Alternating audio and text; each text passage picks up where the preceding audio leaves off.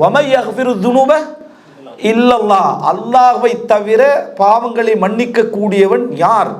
எங்களுக்கு அந்த ஒரு கிறிஸ்தவ ஃபாதிரி ஒரு இந்த வசனத்தில் இஸ்லாத்துக்கு வந்த சம்பவம் நம்ம சொல்லிக்கிறேன் சரியா. அந்த முக்கியமான இந்த வசனத்தை படித்ததுலேருந்து அவர் மன்னிப்பு கொடுக்க போயிட்டு அவரால் அந்த குரோஸை தூக்க முடியாமல் போயிட்டு, ஒரு முஸ்லீம் சிறுவன் அப்படி பங்கிட்டு நிற்கிற, வேறு கொடுக்கல, வேறு மத குருவனால கேட்டு படிக்கிறாரு. வமை யக்ஃபிரு துனூப இல்லல்லாஹ், பாவங்களை அல்லாஹ்வை தவிர மன்னிக்க கூடியவன் வேறு யாருன்னு அந்த கேள்வி இருக்கு. ஏன்னா அவருக்கு தெரியும் அவர் மன்னிக்க தகுதி இல்லை என்று. அந்த உள்ளத்தை அவருக்கு ஆட்டுது. இறுதியாக அவர் அது அந்த மாதிரியான ஒரு நாளில் அதை தூக்குற டைமில் அவரோட மனசு வரல, வச்சுட்டு போயிட்டாரு. ரூமில் போய் அழுகிறாரு. வமை யக்ஃபிரு துனூப இல்லல்லாஹ், அவருடைய கருத்தரை தவிர பாவங்களை மன்னிப்பவர் யார்? உள்ளத்தை ஆட்டுது. இஸ்லாத்துக்கு வராரு இந்த வசனம். அப்ப இது ஒரு முஃமின் நம்பிக்கைக்குரிய இடம். இந்த இடத்துல உங்களை யாரும் போலி ஆன்மீகத்தின் பேரிலோ உபதேசங்களின் பேரிலோ அல்லது உங்களை தாழ்த்துகின்ற பேரிலோ நீங்க ஒரு சொட்டு ஈமான் இருந்தாலும் சொர்க்கத்துக்கான சந்தர்ப்பத்தை அல்ல உங்களோட என்ன செஞ்சுக்கிறான், வைத்திருக்கிறான். இந்த அடிப்படையை நம்ம விட்டுறக்கூடாது. இந்த அடிப்படையை விட்டுறக்கூடாது. எவ்வளவு பெரிய சோதனைகள் வந்தாலும் அந்த சோதனைகளை அல்லாஹ் தஆலா உங்களை அழிக்கிறதுக்கான அடையாளம் நினைச்சிடக்கூடாது. இந்த உலகத்தில் நீங்கள் சோதிக்கப்படுறீங்க, ஈமான் இல்லாத உச்சகட்டத்திலேருந்து சோதிக்கப்படுறீங்கடா, அல்லாஹ்வுடைய சொட்டு கருணை உங்களோட உண்டுன்னு அர்த்தம்.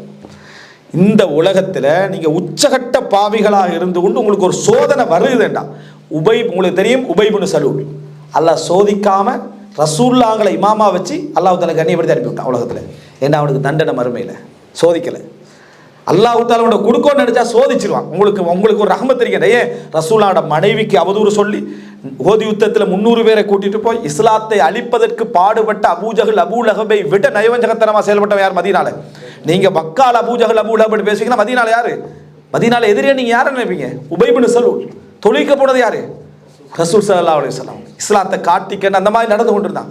அல்லாஹ் தஆலா அவனுக்கு சோதனையை கொடுக்கலையே.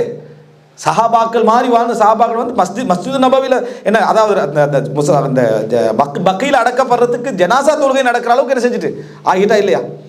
அப்படி ஒரு கண்ணியத்தை கொடுத்து, கண்ணியம்னா அது கண்ணியம் அல்ல, ஆனால் இந்த உலக ரீதியாக பார்க்குற டைமில் கண்ணியத்தோடு போயிட்டான். அப்போ அல்லாஹ் அவனை சோதிக்கலை. ஏன்? அல்லாஹ் தஆலா என்னது குர்ஆனில் சொல்லிட்டான், இதை பெரிதிப்படுத்துவதற்காக பொறுப்படுத்தானே அவனுக்கு கடுமையான வேதனை உண்டு. உபை இப்னு சலூல் பற்றி அல்லாஹ் என்ன செய்கிறான் இந்த உலகத்தில். அதனால நீங்கள் சோதிக்கப்படுறீங்க, பாவத்தால் தான் சோதிக்கப்படுறீங்க, பிழைகளால் தான் சோதிக்கப்படுறீங்க. ஆனால் அல்லாஹ்வுடைய கருணை அது. எதனாலடா? நீங்கள் உணர்வதற்காக, நீங்கள் விழிச்சு கொள்றதுக்காக அல்லாஹ் ஒரு ரஹமத்தன். நீங்கள் இந்த உலகத்தில் எப்படிப்பட்டவராக இருந்தாலும் சரி, அல்லாஹ் அவரை சோதித்து அவமானப்படுத்தி கேவலப்படுத்தி இந்த உலகத்தில் ஏதாவது நடந்து கொண்டிருக்கிறான்டா, நீங்கள் நினைக்க வேணாம் அவனை கெட்டவனாக்கி எல்லாம் முடிச்சுட்டான்.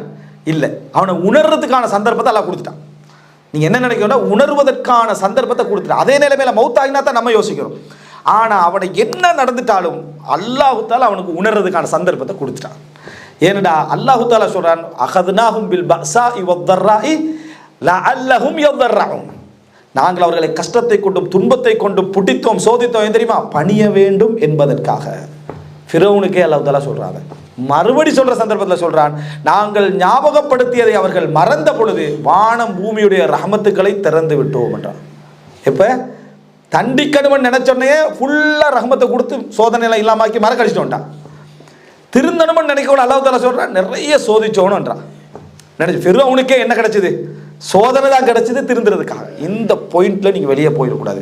ஏனென்றா ஈமானோடு இருந்து நம்ம வேற விஷயங்களெல்லாம் யோசிப்போம். இதில் நினச்சி பாருங்க, இப்போ சில மக்கள் வந்து பொருளாதார நெருக்கடிகளால் பல விஷயங்களால் தங்களோட குடும்பத்து விஷயங்கள்லையோ இல்லை மார்க்க விஷயங்கள் ஏதோ சோதிக்கப்பட்டு கண்டிருப்பாங்க. என்ன இப்படி நடக்குது, என்ன இப்படி, இந்த சிந்தனை நமக்கு வரக்கூடாது. அல்லாஹ் உங்களை சோதிக்கிறாண்டாலே நீங்கள் அவசரமாக மார்க்கத்தின் பக்கம் நெருங்கணும். உமர் இப்னு கத்தாப் எல்லாம் சொல்கிறாங்க, எனக்கு எந்த சோதனை வந்தாலும் அதை நான் அல்லாஹ் புகழ்வேன் 3 விஷயத்தில். ஒன்று, அது என்ன தீனில் வரலைன்றது. அது என்ன தீனில், என்ன தீனை குழப்பலை, தீனில் நல்லா இருக்கிறேன், தீனை கூட்டிக்கிறது. 2வது, இதைவிட பெரிய சோதனை வரலை என்று, இதைவிட பெரிய சோதனை வரலை என்று. 3வது, இதில் எனக்கு சபர் வந்ததே என்று, இதில் எனக்கு அல்லாஹ் சபரை தந்தானே என்று. 3 சோதனையிலையும் எந்த சோதனை வந்து இந்த 3 நிலை என்ன செஞ்சிருது, என்ற தீனுக்கா அல்லாஹ் எனக்கு தந்ததுக்கு நான் புகழ்ந்துடுறேன் அல்லாஹ்வை. சுப்ஹானல்லாஹ். நினைச்சு பாருங்க, அன்னஹா லம் தகுன் ஃபி தீனி, என்ற தீன்ல அது இருக்கல்ல.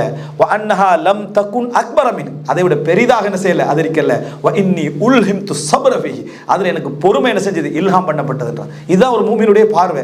இதை விட்டுட்டு வேற மாதிரி போகக்கூடாது. ரசூல் ஸல்லல்லாஹு அலைஹி வஸல்லம் அல்லாஹ்வுடைய தூதர், அல்லாஹ் கண்ணியப்படுத்திய மனிதர், அல்லாஹ்வுடைய அருள் செல்வங்கள் எல்லாம் துறக்க முடிந்த தகுதியில் இருந்த மனிதர்.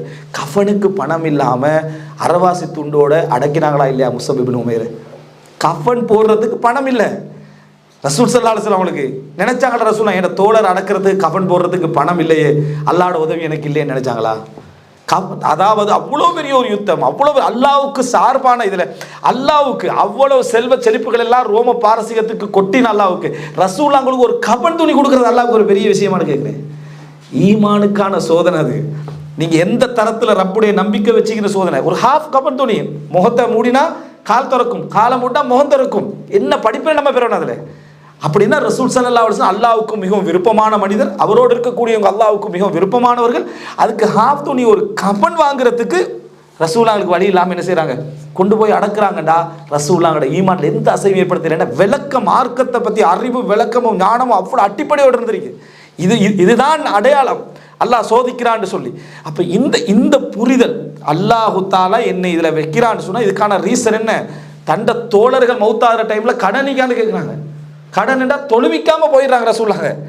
அந்த லெவலுக்கு ரசூல் ஸல்லல்லாஹு அலைஹி வஸல்லம் இருந்தாங்க. இப்போ இதெல்லாம் என்ன நினைக்கிறது? இதை வச்சு ரசூலுல்லாஹ் அல்லாஹு தாலா எனக்கு என்ன செய்யலை, பெரிய அளவு பொருளாதாரம் தரல இருந்தால் அதெல்லாம் ரசூலா நினைக்கவே இல்லை. சோதனை இப்படி தான் என்ன செய்ய வந்துட்டு இருக்கும். வெற்றி என்று ஒன்று அல்லாஹு தாலா வச்சுக்கிறான். அது எந்த இடத்துல எப்போ கொண்டு வந்து சேர்க்கணும் அப்படி ரசூலுல்லாஹ்ல மக்கால நுழைஞ்சா வெற்றி, அவ்வளோதான். அப்ரஹாட படம் வரல, அப்ரஹாட படம் வந்துச்சு. அல்லாஹு தாலா காபத்துல்லாஹ் 360 சிலை இருந்து என்ன செஞ்சான், காப்பாத்தினா.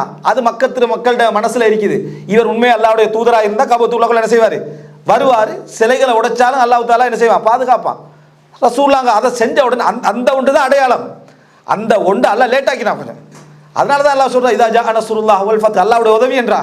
அல்லாஹ்வுடைய உதவி வந்த வரைத்தன் நாஸ யதுகுலூன ஃபீ தீனில்லாஹ் அஃப்வாஜா, மக்கள் கூட்டமாக நுழைஞ்சது எப்போ? ரசூலுல்லாஹ் பிரச்சாரத்திலையா அல்லது ஜிஹாத்? இல்லை, கூட்டமாக நுழைஞ்சது அப்பதான். அந்த அல்லாஹ்வுடைய சைன் வந்து அது வரைக்கும் போராட்டம், அது வரைக்கும்.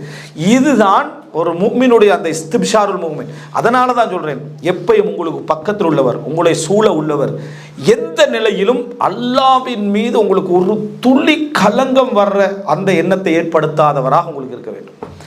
அதாவது உங்களோட உள்ளத்திலிருந்து சொட்டு ரத்தம் வடிந்து கொண்டிருக்கிற கடைசி நேரத்திலும் ரப்பு எனக்கு கராமத்தையும் சங்கையும் தான் தந்தான் என்று நினைக்கணும். ரப்பு எனக்கு கராமத்தையும் சங்கையும் தான் தந்த நினைக்கணும். நினைச்சு பாருங்க, யூசுப் அலைஹிஸ்ஸலாம் சிறையிலிருந்து வெளியாகிறாரு. எப்படி சொல்றாரு? என்னை சிறையிலிருந்து வெளியெடுத்ததன் மூலம் எனக்கு உபகாரம் செய்து அல்லாஹ்வுக்கு எல்லா புகழும். சிறையில் போட்டதும் அல்லாஹ்வுடைய விதி தானே, அதை சொல்லலை. அது தன் பாவங்களோ தன் பலகீனங்களோடு காரணம். அல்லாஹ்வுடைய அதப பாருங்க. அல்லாஹ்வோட இப்ராஹிம் அலைஹிஸ்ஸலாம் சொல்றாரு, அவனே எனக்கு உணவளிக்கிறான், அவனே எனக்கு குடிக்க தருகிறான், அவனே என்னை நோய்வாய்ப்பட்டால் குணப்படுத்துகிறான், அவனே என்னை நோய்வாய்ப்பட செய்கிறான்னு சொல்லலை.